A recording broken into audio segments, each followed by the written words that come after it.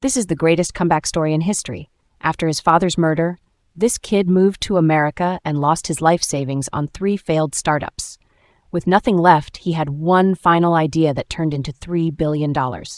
Here are his 3 lessons on the power of failure. Meet Tope Awotona. At age 12, he witnessed his father's murder during a carjacking in Lagos, Nigeria. That moment changed everything, but little did he know, this tragedy would fuel one of the greatest comeback stories of all time. After his father's death, Tope moved to America as a teenager. He got into the University of Georgia, studied computer science, and despite his tech background, found himself drawn to sales roles. But something kept gnawing at him. He wanted to build something meaningful. So he took the leap into entrepreneurship. His first venture? An e-commerce site selling projectors. The business struggled with supply chain issues and couldn't differentiate itself in the market. Each failure was teaching him something new. His second startup was a garden tools business. Despite early traction, operational inefficiencies killed it. Third attempt? A dating website. That one crashed due to insufficient funding and market saturation.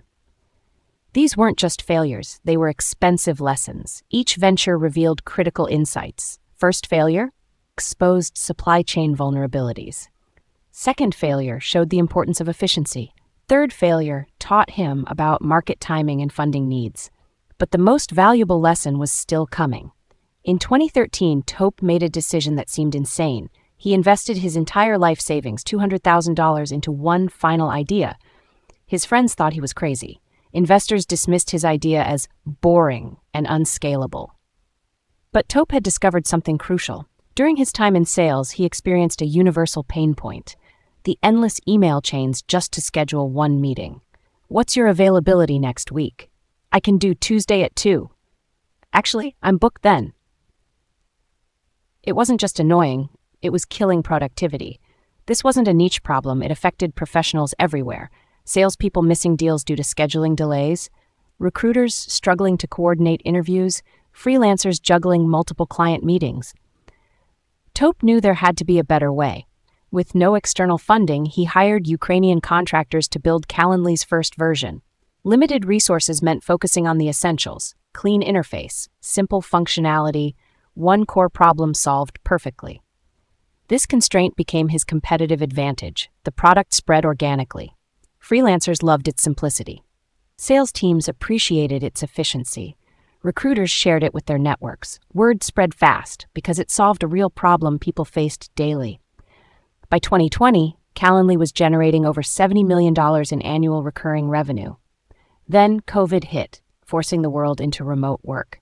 2021, investors who once dismissed his idea poured in $350 million. Calendly's valuation shot to $3 billion. The boy who witnessed tragedy in Lagos had built a tech empire. His journey revealed 3 profound truths about success. 1. Rejection is redirection. Each failed startup taught Tope something vital about business, operations, market fit, timing.